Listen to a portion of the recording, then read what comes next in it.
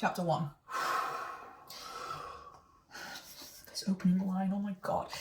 Mindless sex! There's a lot to be said for it. That's the opening. That's it. That's it. And the first thing I wrote on my notes, you won't be able to see, is that this character won't be anything like Christian Grey, not at all. Which means he is basically he's just Christian Grey again, but with a stupider name. No commitments, no expectations, and no disappointments. I just have to remember their names. Always be disappointments. Oh, not if you're him, not if you're the master of fuck like this guy will be. What? We're talking about a sex book, I have to say it. You can bleep me if you have to, but the swear's in here. Oh no. Who was it last time? Jojo? Jean? Jodie? Whatever. She was some nameless fuck who moaned a great deal both in and out of bed. Wow, what an asshole. Oh my god, like 4 lines and I already hate his guts. Like 4 lines in. Some nameless fuck. Some nameless fuck. Who are you? Who is this? Like, what an absolute bastard, you know? Right, E.L. James. I know E.L. James hates women. Okay, she does. She hates women. She's one of them. She's one of them women-hating women who are just the worst, right? And she especially hates women that don't look like her. It's why every single character in 50 Shades who was blonde was demonized. Like, and also every single woman who wasn't Anna had the hots for Christian. Every single one. There are no lesbians. And there's no people who just don't find him attractive because, you know, it's really bad. Right, okay. Oh, I'm already mad. And like I say, that was 4 lines. It's just that nameless fuck line really... Yeah, so I'm getting so agitated. That nameless fuck line really got to me, and we're knocking the handcuffs out. I know I need the handcuffs. Terrible. It's a sex book. Yeah, okay. I lie staring at the rippling reflections from the Thames on my ceiling. Thanks for telling us it's the Thames. Unable to sleep. Too restless to sleep. Tonight it's Caroline. She doesn't fit the nameless fuck category. Oh! She'll never fit, because women that this guy can't label confuse him greatly, apparently. So yeah. You're either a nameless fuck or you're just Caroline. Or Caroline. Those are the 2 women in the world, nameless fucks and Caroline. Oh, that's easier then. She'll never fit. What the hell was I thinking? It's a good question, Erica. What the hell were you thinking? Closing my eyes, I tried to silence the still, small voice that is questioning the wisdom of bedding my best friend. Again.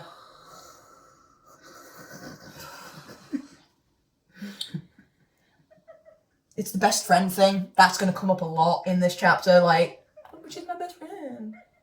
I'm glad you're enjoying this so much, Shan. She slumbers beside me, her sleek body bathed in the silver light of the January moon. Her long legs entwined with mine and her head on my chest. 'Cause that's how you talk about your best friend, isn't it? You talk about your best friend as being sleek and long-legged and...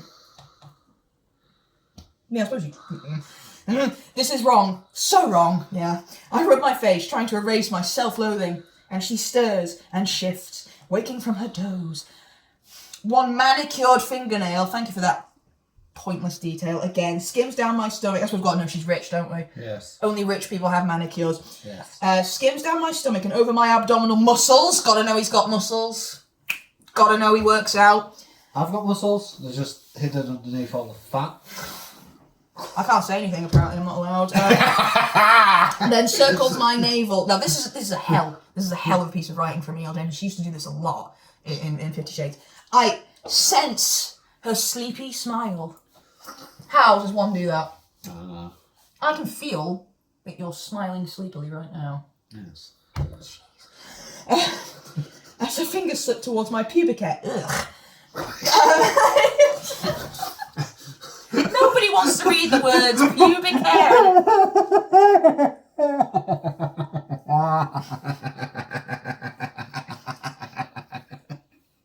This video is going to be like an hour and a half long. It's going to be mostly you just going while I lose my mind. Well, hopefully. Yep, catching her hand, I bring it to my lips. Haven't we done enough damage for one night, Caro? I assume it's pronounced Caro when it's shortened like that. I kiss each finger in turn to take the sting out of the rejection. He's doing such a good job. He's doing such a good job of making sure she doesn't catch any feelings for him, isn't he? By But we shouldn't do this. But Yeah. okay. I'm tired and disheartened by the nagging unwelcome guilt that gnaws at my gut. This is Caroline, for heaven's sake. Is it? This is This is Caroline, for heaven's sake. My best friend, again, and my brother's wife, ex-wife. What? Oh, right. Ex-wife, no, not ex-wife, his widow. I've written next to that, oh good. Because what a situation to get yourself into. Well, this is Caroline.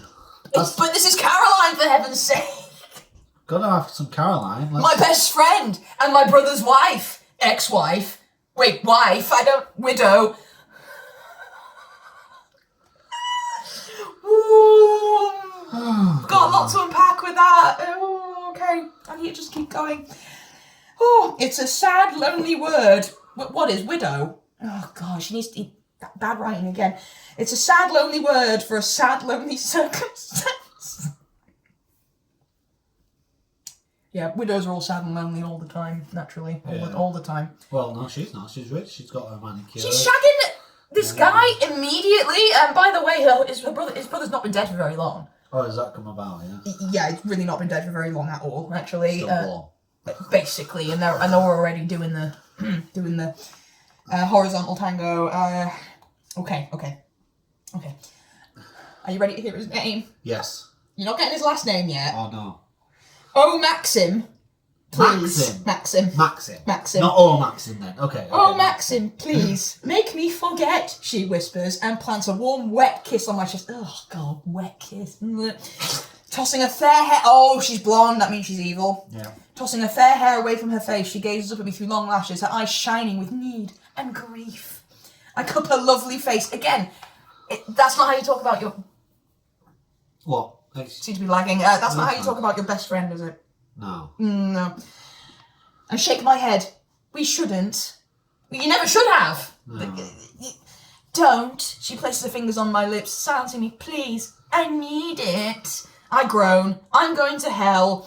Please, she begs. Shit. This is hell. Yeah, it's so bad, isn't it? Getting laid regularly, it's so bad. And because I'm hurting too. Because I miss him too. And Caroline is my connection to him. My lips find hers and I ease her onto her back. Is he fucking his brother by proxy? I think so. She is. I don't know. Weird.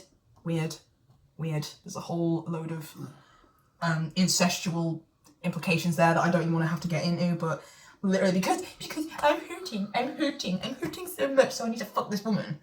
Yeah. Okay. Should have bought alcohol at the shop. Actually, we should have done a drinking game for this. Oh no, we'd die. Yeah. We'd be dead. Yeah. Okay. When I wake, the room is flooded with bright winter sunshine that makes me squint. Well, yeah, bright winter sunshine will do that. Have you ever gone and looked in the sun and gone, ooh, that's some good sun. Right in my eyes. Yeah, I'll just stare at that. It's like when Trump got told don't look directly at the sun during the eclipse and he immediately just went, because he's a smart man. Smart. Turning over, I'm relieved to see that Caroline has gone, oh, thank fuck. Yeah, like, thank God, what a bitch. Leaving behind a lingering trace of regret and a note on my pillow. Dinner tonight with Daddy and the step-sow. Please come. They are mourning too. I-L-Y. Kiss. Fuck. There's a lot of that in this as well, just fuck. Like, just fuck. Okay. This is not what I want. Stop doing it then. This is not what I want. I close my eyes, grateful to be alone in my own bed and glad, despite our nocturnal activities, that we decided to come back to London 2 days after the funeral. Oh my God, it's even worse than what I thought. 2 days? So, right, on average, in my experience, a funeral takes about a week, sometimes longer to put together. So, let's assume he died 2-3 weeks ago, and then they had the funeral 2 weeks later because he died in a nasty accident, and obviously he's like a fancy pants lord or something. And then they come back from the funeral, and 2 days later they're fucking. Yeah. That's really bad. That's some. Also, what does that mean? Glad despite our nocturnal activities that we decided to come back to London. What does that mean? I have no idea what that means. No, that doesn't make any sense. I think what it means is glad to be alone in bed. But it's so badly... Oh, okay, right. How the hell did this get so out of hand? What? Oh, it's going to tell us. It's going to tell us how this got so out of hand. Got out of pants. Yep. Out of hand, out of pants. Da, da, da, da, da, da. Right, how the hell... Right. Just a nightcap, she'd said. We all know what that means, don't we? Yeah. And I gazed into her big blue eyes, brimming with sorrow, and knowing what she'd wanted, because, like Christian Grey, this guy knows what women want better than the women themselves. That's how you do it. Yep. That's me, isn't it? Right, okay. Now, this is a great sentence. Okay. It was the same look she'd given me the night we learned of Kit's accident and untimely death. A look I couldn't resist then, because he's so sad and horny that he just... What? He couldn't resist the look that she gave him, which is the, I'm sad. Please put your penis in me. I'm sad. Oh no, it's so bad. Okay. We'd almost danced the dance so many times, but that night I resigned myself to fate, and with an unerring inevitability I fucked my best friend's wife. Sorry, my brother's wife. And now we've done it again, with Kit laid to rest only 2 days ago.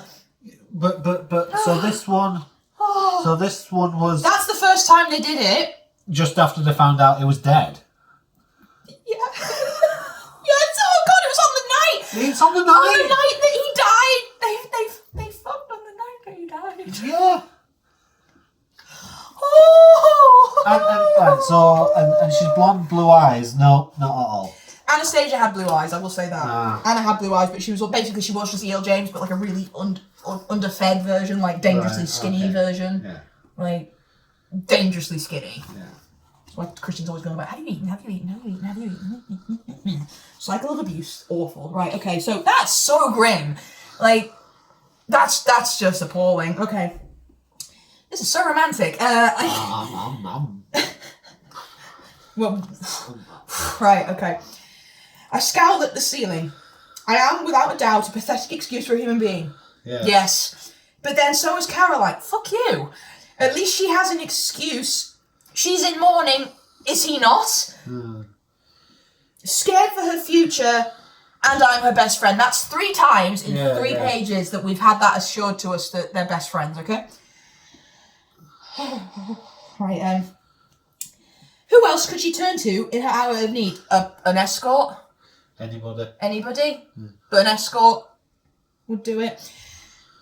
I just pushed the envelope on comforting the grieving widow. Yeah, you did. Frowning, I crumple her note and toss it to the wooden floor. You asshole. Again, put it in the bin. What's the matter with you? Where it skitters to a stop under the sofa that's piled with my clothes.